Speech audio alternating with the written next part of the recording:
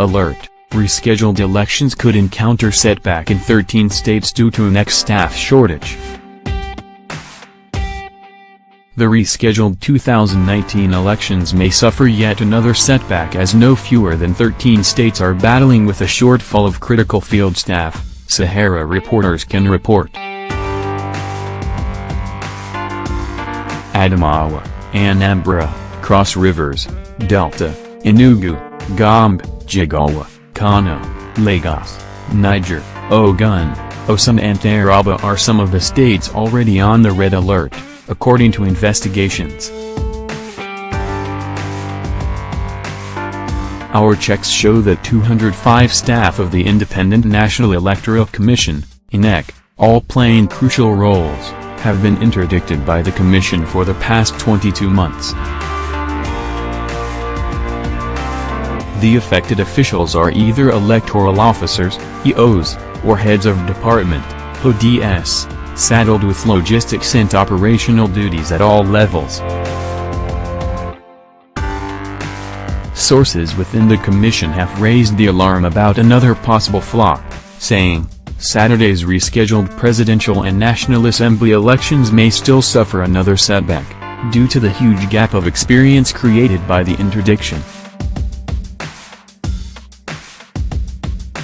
One source expressed certainty that INEC electoral officers and other critical field officials from 13 states, all numbering 205, will not be participating in the exercise. Worse still, the Commission has not competently replaced the loss of manpower, thereby exposing the process to a plethora of problems as witnessed last week. It was gathered that resident electoral commissioners, RECs, from the affected 13 states have made several appeals about shortfall of staff, but to no avail. For instance, Kashim Gaitam, REC of Adamawa State, was said to have cried out the loudest about manpower shortfall. Sahara reporters gathered that majority of those currently handling both professional and technical roles were drawn from menial staff, like security and cleaners. In Jada local government area of Adamawa, the current electoral officer was recruited as a guard by the Commission.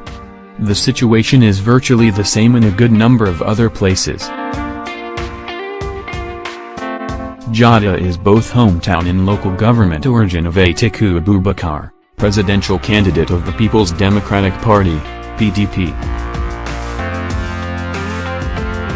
As to how and why the 205 were interdicted, Sahara reporters further learned that about 1,000 INEC staff across the country were implicated in the alleged Dizani Allison Maduke $90 billion loot. One of the interdicted staff told Sahara reporters, "For us, the hullabaloo about INEC staff accepting gratification from the alleged Dizani loot was the chairman's invented way of conducting the elections with incompetent hands. The allegation is that we accepted gratification from proceeds of Dizani's loot through West African Network on Observer, WANO, an accredited election monitoring organization. Yes, WANO partnered INEC in 2015 and they were domiciled right within INEC office, where they gave all of us cash grants for logistics support. This was done in the open, there was nothing hidden about it. Later, we were summoned to Abuja and asked to refund the money, that it was from the Dizani loot, and we did. Afterwards, we received letters of interdiction from INEC headquarters that we had been found guilty of an offense we were neither investigated nor queried about. It is curious, however, that the interdiction has now lasted for 22 months. What is more disturbing is that the Commission is faced with acute manpower needs at this critical time.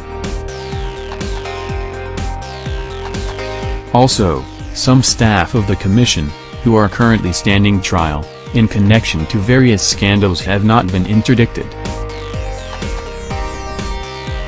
This, Sahara reporters can report based on facts available. seeing the admin secretary Mbaki and Anambra have both been indicted by the Economic and Financial Crimes Commission, EFCC, in the Dizani saga but have not been interdicted. Another interdicted staff member said, "Also curious is how the staff remained suspended despite confirmation by EFCC, that the 205 staff were not liable to prosecution regarding the matter at hand." When contacted to react on the matter, Gaitam admitted to having made spirited efforts for the reinstatement of the interdicted staff from his Adamawa office. However, he refuted claims that the interdiction could jeopardize the polls. If Gaitam falls down right now, elections will go on hitch-free, he maintained. Asked for how long the staff would remain suspended, Gaitam said, "The issue is before the national chairman, please direct the question to him."